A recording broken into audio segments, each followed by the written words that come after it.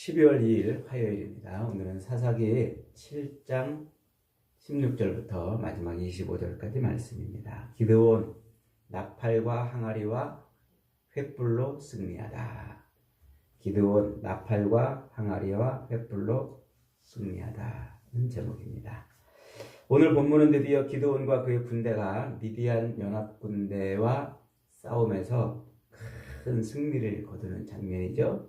7년 동안 이스라엘을 짓밟아온 미디안과 아말렉과 동방 사람들의 그 연합군, 메뚜기 떼처럼 셀 수 없이 많았던 그 많은 대군을 단 300명의 군사로 승리를 하는 거예요. 그 승리는 칼과 창으로 싸운 승리가 아니에요. 전술과 병력으로 이긴 승리도 아니었습니다. 모든 인간의 상식과 또 군사 전략을 초월한 그런 승리예요. 이 기드온이 준비한 것은 칼이 아니라, 무기가 아니라 나팔과 항아리와 횃불이었습니다. 그리고 기드온과 300 용사들은 적진 한복판으로 뛰어들어가 나팔을 불고 항아리를 깨뜨리고 횃불을 높이 들어 여호와를 위하라, 기드온을 위하라 하고 함성을 지르자 순식간에 미디안 진영에서는 자중질환이 일어났습니다. 그래서 13만 5천의 대군이 서로 자기들끼리 적이라고 착각해서 서로를 찔러 죽이면서 도망을 치기 시작한 것이죠. 450대 1의 싸움에서 승리한 거예요. 이 놀라운 승리를 통해서 오늘 본문이 가르쳐 주려는 것이 무엇일까요? 이것이 바로 하나님께서 이 가나안 땅에서의 삶이 무엇인지를 다시 가르쳐 주는 거예요. 가나안 땅에서의 삶은 뭐였습니까? 이 가나안 땅은 이스라엘 백성들이 자기 힘으로 얻은 땅이 아니고 조상 아브라함과 맺은 언약 때문에 그저 공짜로 얻은 땅이었잖아요. 그리고 그 땅에 들어가서 전쟁하는 것도 하나님이 다 싸우시는데 그들은 그 전쟁에 동참함으로 그 땅을 얻었단 말이에요. 그래서 그들이 얻은 그 약속의 땅, 그 땅에서 행해야 될 게 뭐냐면 신명기 말씀에서 집요하게 얘기했던 하나님의 율법을 삶의 중심에 놓고, 그리고 흩어져 있는 48개 성읍의 그 레위 지파들을 따라서 하나님을 섬기고 예배하며 율법의 통치를 받으며 그렇게 하나님이 자기들 삶 가운데 살아계신 것처럼 살아가는 것. 그것이 가나안 땅에서 사는 거예요. 그게 기업의 삶이라고 말하는 거죠. 그래서 하나님이 자기 삶 속에 임마누엘, 함께 계신, 그리고 하나님과의 교제, 교통, 그리고 율법의 통치를 받으며 하나님이 지금 자기들을 통치하시는 분이신 것을 삶으로 증명해내는 것. 그게 기업의 삶이라 그랬어요. 그런데 그들이 가나안 땅에서 여호수아가 죽은 이후에 기업의 삶을 살아내요? 못 살아내요. 가나안에 남겨둔 그 족속들을 인하여 그들의 문화를 배우고 그들의 삶의 방식을 배우고 끝내는 그들이 섬기던 우상까지 섬기며 삽니다. 그래서 그런 삶을 사는 요 이스라엘을 하나님이 그 이방 민족을 들어서 압제하게 하고 그들이 하나님 앞에 부르짖으면 사사를 세워서 구원해주고 또 사사가 죽으면 또 반복되는 그런 일을 반복해 나가는 거죠. 그래서 이 사사기는 지금 이스라엘 백성들이 가나안 땅에 들어와서 하나님의 기업의 삶을 살아내지 못한 그 이스라엘로 하여금 하나님의 기업의 삶을 살도록 끊임없이 이끌어 가시고 인도해 가시는 그런 내용이 바로 사사기라고 그랬죠. 오늘 이 이야기도 똑같은 이야기예요. 기드온이라고 대표되는 그 이스라엘 민족을 대표하는 대표자가 지금 기드온인 거예요. 기드온은 어떤 사람이었어요?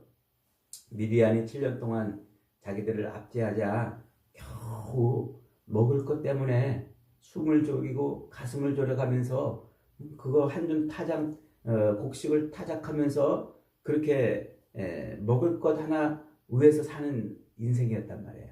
그게 가나안에 살고 있는 이스라엘의 모습인 거예요. 하나님은 그를 불러가지고 그에게 강한 용사라 이렇게 말하죠. 용사. 그 용사라는 말이 뭐라고 그랬어요? 세상은 아담의 타락 이후에 사람들이 용사가 되려고 노력해요. 그래서 자기를 채우고 자기를 자기 힘을 가지고 자기 권력을 가지고 그러면서 자기가 바라고 원하는 것을 채움으로써 용사가 되려고 그러는데 여기서 하나님은 아무것도 없는 기드온에게 용사라고 말해요. 그것은 하나님으로 채워져 있단 말이에요. 하나님이 그를 채워서 그로 용사가 되게 하신다는 거죠. 그래서 하나님이 실제로 기드온을 불러서 그로 하나님으로 그에게 채워져요. 그러니까 그가 하나님을 보았다 그러면서 거기에 뭐를 했어요? 제단을 쌓고 여호와 샬롬 이렇게 이름을 붙여놨어요. 그 샬롬이라는 말이 뭐라고 그랬어요? 하나님이 품고 있다 하는 그런 의미로 평안 이렇게 말한다고 그랬죠. 이게 하나님의 품에 들어갔다 이 말이에요. 하나님의 품에. 그래서 이제 하나님의 품에 들어가서 그를 미디안을 무찌르는 사사로 세우는데 그래서 이제 3만 2천 명의 대군을 소집하게 합니다. 그때 이 기드온의 이 안에 있는 욕망이 또 꿈틀꿈틀거리죠. 그 많이 모여있는 대군들 앞에서 자기를 또 자랑하고 싶은 거예요. 하나님, 내 손에 정말 말씀하신 대로 내 손으로 저 미디안을 무찌르게 하실 것 같으면 어떻게 해달라고요? 양털을 한번 적셔보세요. 한번 양털을 말려보세요. 그러면서 이 사람들 앞에서 자기를 자랑하는 거예요. 하나님은 기드온의 손으로 미디안을 무찌른다고 하지 않으셨어요. 그냥 기드온을 세워서 미디안을 무찌르게 하신다고 그랬지 그의 손을 들어서 하신다고 안 했는데 굳이 기드온은 내 손으로 미디안을 무찌르게 하실 것 같으면 하면서 또 하나님 앞에 자기를 드러내고자 하는 표징을 달라고 그래요. 그래서 하나님은 말없이 양털을 적시고 또 양털을 말리시는 표징을 통해서 그에게 이제 하나님이 함께 하시는 것을 보여주죠. 그리고서는 어떻게 해요? 그들 앞에 자랑했던 그 3만 2천 명을 다 돌려보내요. 그리고 300명만 남게 해요. 그러자 기드온이 두려움에 휩싸였어요. 걱정스러워서 또 두려움에 휩싸입니다. 하나님은 두려움에 휩싸인 그 기드온에게 너 미디안 진영에 들어가서 그 백성들이 많은 얘기를 들어봐라. 듣게 해요. 그래서 가서 이렇게 들어보니까 미디안 병사들끼리 꿈 얘기를 하고 있는데 한 친구가 꿈을 꿨는데 보리떡이 와가지고 미디안 진영을 다 회파하더라는 얘기예요. 그랬더니 그 옆에 있던 친구가 내가 그 꿈 좀 해몽해볼게. 그랬더니 그 보리떡은 기드온이라 그러면서 기드온의 칼이다 그러면서 해석을 해주는 거예요. 그러니까 그 해몽을 듣고서 기드온이 깨달아요. 그리고서 그 자리에 엎드려서 하나님을 경배합니다. 그리고는 진영으로 돌아와가지고 이제 하나님이 저 미디안을 우리 손에 붙였다. 자 이제 출발하자 하는 거예요. 그러면서 오늘 본문은 300명의 용사들에게 뭘 들려보내요? 칼과 창으로 무장시키지 않고 나팔과 그 다음에 빈항아리 그리고 횃불을 준비하게 합니다. 그리고 가서는 그 진영 속에 들어가서는 나팔을 불고 그리고 빈항아리를 깨뜨리고 횃불을 높이 들어가지고 그래서 이제 외치게 합니다. 기드온을 위하여 하나님을 위하여 기드온의 여호와와 기드온의 칼이다 하면서 외치게 해요.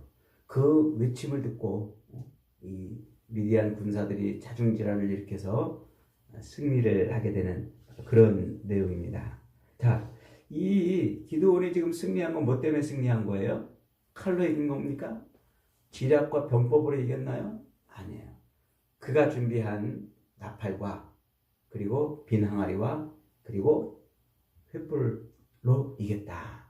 그걸 의미하는 거예요. 자, 그렇다면 이 싸움에서 기드온이 준비한 이 나팔과 그리고 비낭아리와 횃불은 도대체 뭘 의미하는 것일까요? 이게 본문의 가장 중요한 것이고 사사기 전체의 가장 중요한 이야기입니다. 자, 나팔은 뭐냐면 나팔은 성경에서 딱 두 개가 나와요. 두 종류가 나와요. 하나는 은으로 만들어가지고 은나팔이 하나 있고 하나는 순양의 뿔로 만든 양각나팔이 있어요. 이 두 가지 나팔이 있는데 은나팔은 제사장만 불어요. 제사장.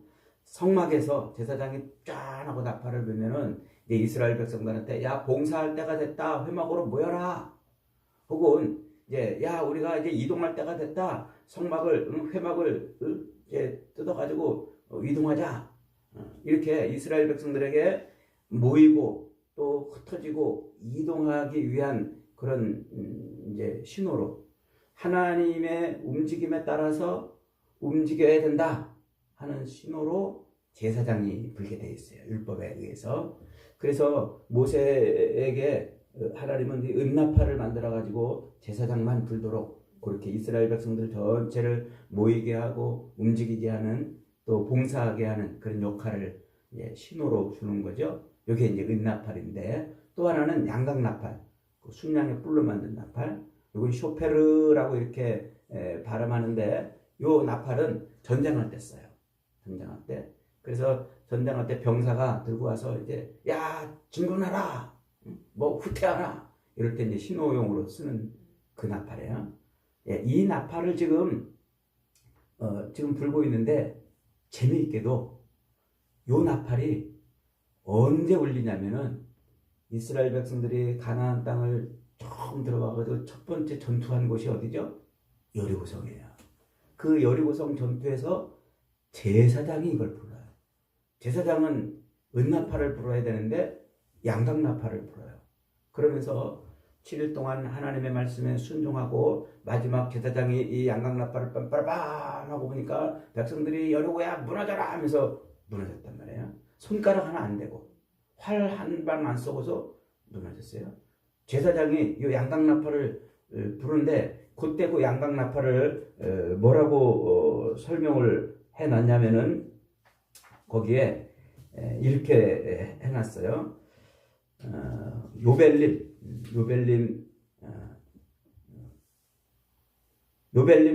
쇼페르 이렇게 불러요. 요벨림이라고 불렀는데 이 요벨림이라는 뜻이 뭐냐면 이게 이제 희년을 뜻하는 요벨이라는 그런 단어예요. 그러니까 그 양각나팔 여리고성을 무너뜨릴 때 불었던 그 나팔이 뭐냐면 요벨림 쇼페르 희년을 선포하는 나팔이었다 이 말이에요. 희년이 뭐예요?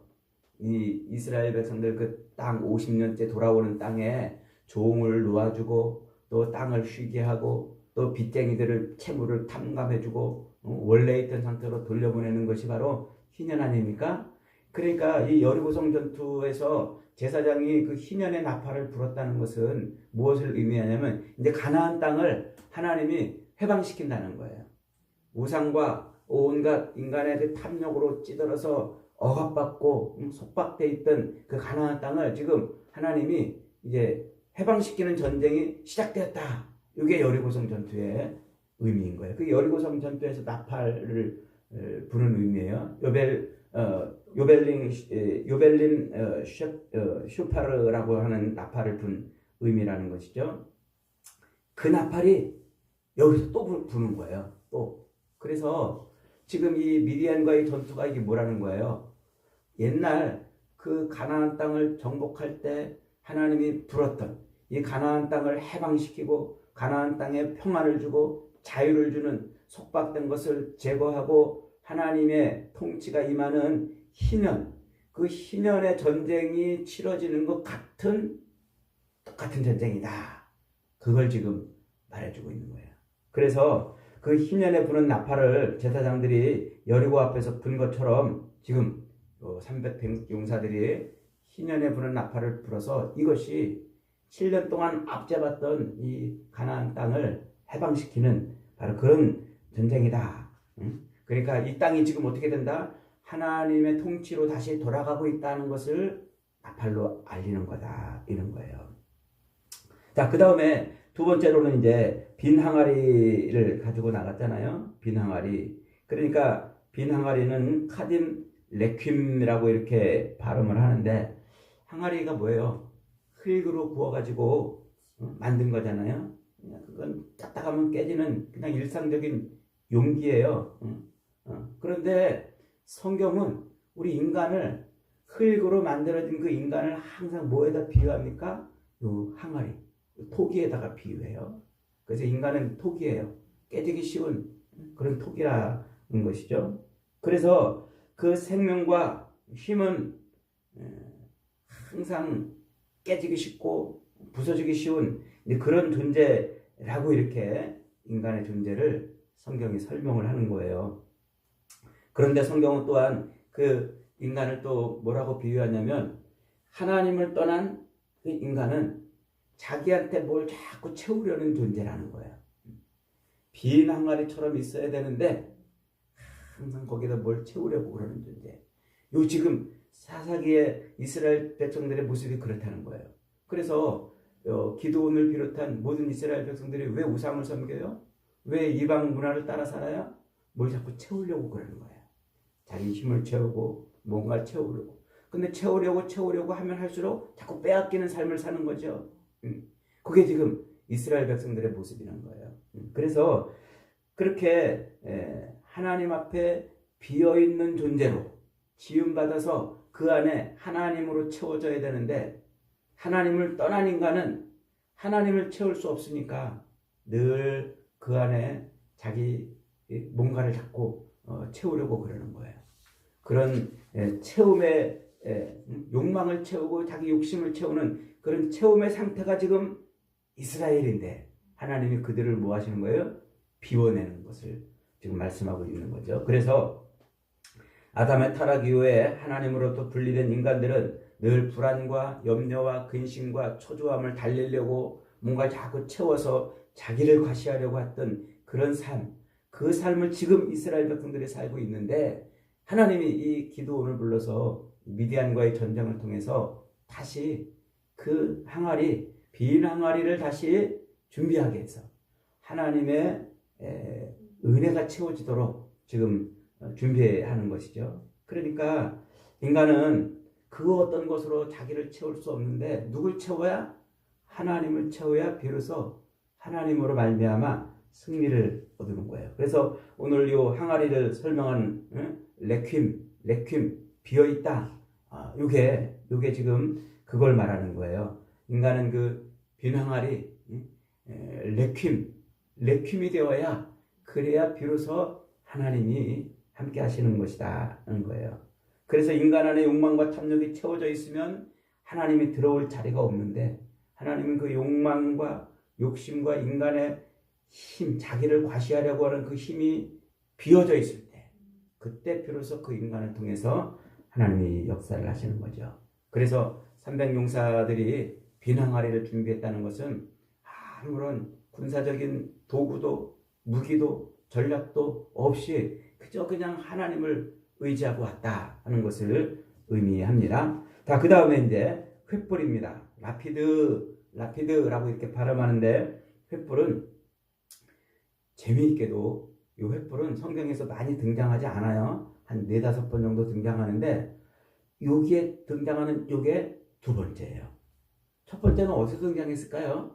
이 횃불이 창세기 15장 아브라함과 언약을 맺을 때 등장해요. 하나님이 우상을 섬기고 우상 팔아먹고 살던 아브라함을 불러가지고 하나님이 지시하는 땅으로 오게 하죠. 거기가 가나안 땅이었어요.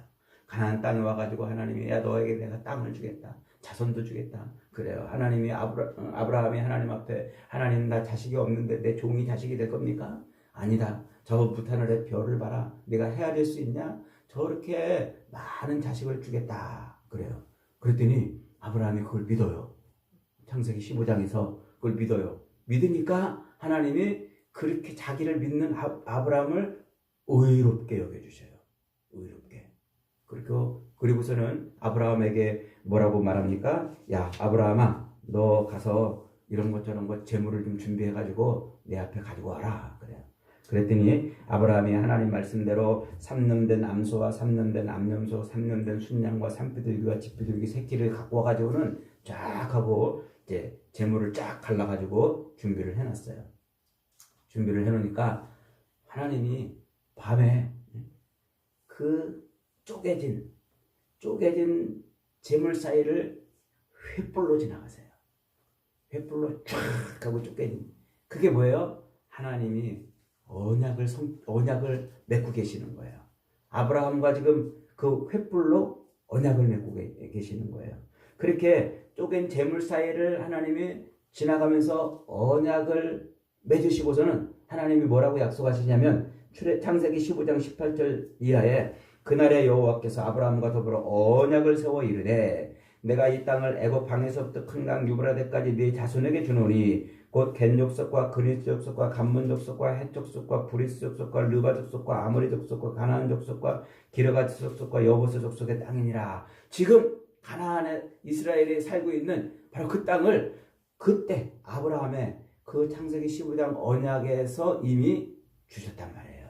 그래서 지금 이스라엘 백성들이 거기서 지금 살고 있는 거예요. 그러니까 그 쪼갠 재물 사이를 지나가시는 횃불은 누구예요? 하나님이셨던 거예요. 그게. 지금 기드온과 300용사가 이 항아리 속에 감춰두고 왔던 그 횃불이 곧 그게 하나님의 언약을 담고 있는 거란 말이에요. 그 항아리에 뭐라도 채워 있으면 횃불을 넣을 수가 있어요? 비어 있어야 하나님의 언약이 담기는 거예요. 그래서 빈 항아리에 언약을 담고 왔다는 것은 그들이 하나님의 언약만 담고 전투에 임했다는 것이에요. 그리고서는 어떻게 합니까? 그 항아리를 깨트려 버려요. 자기를 깨트려야 비로소 하나님의 언약이 선포되고 언약이 나타나는 것이죠. 바로 지금 그 얘기를 하고 있는 거예요. 그래서 기드온과 300용사들은 빈 항아리에 언약을 담아가지고 왔다가 그 항아리를 깨트림으로 언약이 촤하고 빛을 발하는 그런 놀라운 일을 지금 하고 있는 거예요. 그러니까 이 얘기가 무슨 얘기예요? 우리가 하나님의 언약을 담고 있어야 그래야 하나님의 언약을 드러내는 존재가 되는 거예요. 요 놀라운 진리를 성경의 이 진리를 구약을 그리고 율법을 통달했던 사도 바울이 깨달아요. 그래서 사도 바울은 다메섹 도상에서 예수님을 만나고 이 놀라운 진리를 깨닫고서는 그는 이렇게 고린도 교회를 향해서 외칩니다. 고린도후서 4장 6절 이하에 어두운 데서 빛이 비치리라는 말씀하셨던 그 하나님이 예수 그리스도의 얼굴에 있는 하나님의 영광을 아는 빛을 우리 마음에 비추셨느니라. 우리가 이 보배를 질그릇에 가졌으니 이 보배 그게 하나님의 언약인 예수 그리스도란 말이에요. 질그릇은 자기 항아리를 말하는 거예요. 이는 심히 큰 능력이 하나님께 있고 우리에게 있지 아니함을 알려하라 함이라. 우리가 사방으로 우겨쌈을 당하여도 쌓이지 아니하고 답답한 일을 당하여도 낙심하지 아니하며 박해를 받아도 버림받지 아니하며 거꾸로 때림을 당하여도 망하지 아니하고 우리가 항상 예수의 죽음을 몸에 짊어짐은 예수의 생명이 또한 우리 몸에 나타나게 하려 함이라. 그러니까 하나님의 언약의 절정인 언약의 완성체인 예수를 우리가 담고 있으면 그렇게 담음으로 말미암아 어떻게 된다고요? 우리가 이 예수 언약의 완성체인 예수를 드러내는 삶을 살아야 된다 그러는 거예요. 우리 살아있는 자가 항상 예수를 위하여 죽음에 넘겨짐은 깨지는 거예요. 그게 죽음에 넘겨짐은 예수의 생명이 또 우리의 죽을 육체에 나타나게 하려 함이라. 그러니까 우리를 뭐라고 본 거예요? 사도 바울은 하나님의 언약을 담은 질그릇으로 본 거예요. 그래서 우리가 죽어야 우리 안에 담겨있던 그 언약이 드러난다는 거예요. 그래서 빈 항아리 속에 있던 횃불이 항아리가 깨짐으로 밝게 빛을 발하듯이 우리 안에 들어와 있는 하나님의 언약의 그 완성체인 예수 그리스도가 우리가 깨어져야 비로소 빛을 발하는 그런 역사가 있다고 이 진리를 이렇게 고린도 교회를 향해서 선포를 한 겁니다. 그러니까 이 놀라운 진리는 예수님이 이미 이미 제자들을 부르면서 말씀하셨어요. 마태복음 16장 24절 이하에서 아무든지 나를 따라오려거든 자기를 부인하고 자기 십자가를 지고 나를 쫓으라 그러잖아요. 그러면서 누구든지 살고자 하는 자는 죽고 죽고자 하는 자는 살게 된다고 이제 그렇게 말씀을 하고 있는 겁니다. 그러니까 이 얘기가 무슨 얘기예요? 하나님의 언약을 담는 인생.